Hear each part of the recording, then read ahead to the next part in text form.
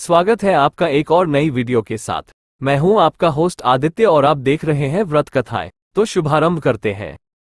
केदारनाथ मंदिर भारत के उत्तराखंड राज्य के रुद्रप्रयाग जिले में स्थित है। उत्तराखंड में हिमालय पर्वत की गोद में केदारनाथ मंदिर 12 ज्योतिर्लिंग में सम्मिलित होने के साथ 4 धाम और 5 केदार में से भी एक है। यह उत्तराखंड का सबसे विशाल शिव मंदिर है, जो कठुआ पत्थरों के विशाल शिलाखंडों को जोड़कर बनाया गया है। ये शिलाखंड भूरे रंग की हैं। मंदिर लगभग 6 फुट ऊंचे चबूतरे पर बना है। इसका गर्भगृह प्राचीन है, जिसे 80वीं शताब्दी के लगभग का माना जाता है। केदारनाथ धाम और मंदिर 3 तरफ पहाड़ों से घिरा है।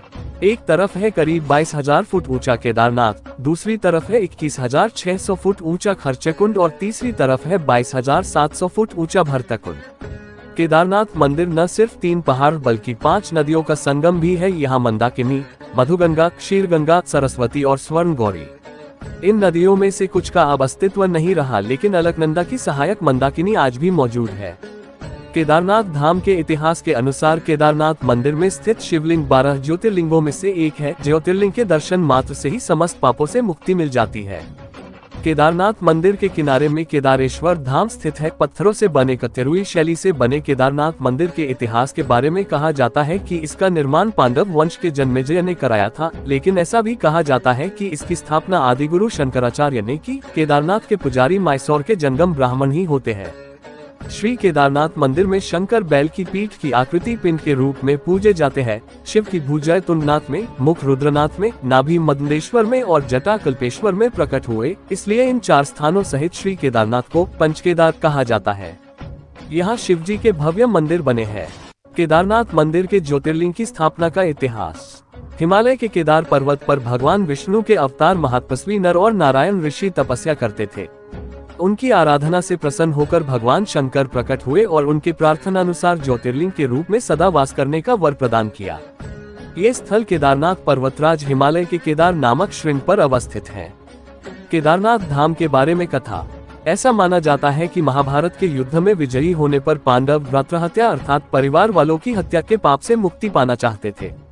इसके लिए वे भगवान शंकर का आशीर्वाद पाना चाहते थे, लेकिन भगवान शंकर पांडवों से गुस्सा थे।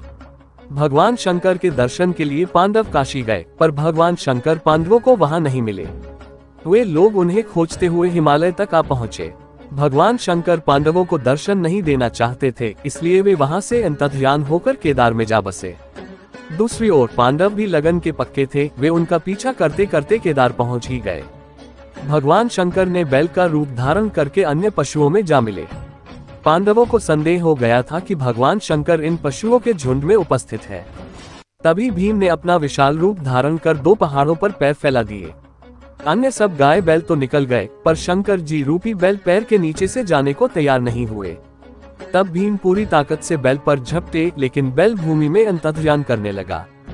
तब भीम ने बैल का पीठ का भाग पकड़ लिया और भगवान शंकर पांडवों की भक्ति दृढ़ संकल्प देखकर प्रसन्न हो गए।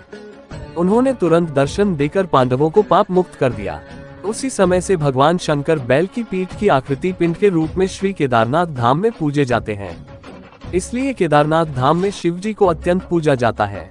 अगर आपको हमारे द्वारा प्रस्तुत ये कहानियां अच्छी लगी हो तो कृपया चैनल को सब्सक्राइब करें, वीडियो को लाइक करें और ज्यादा से ज्यादा शेयर करें और पुण्य लाभ अर्जित करें।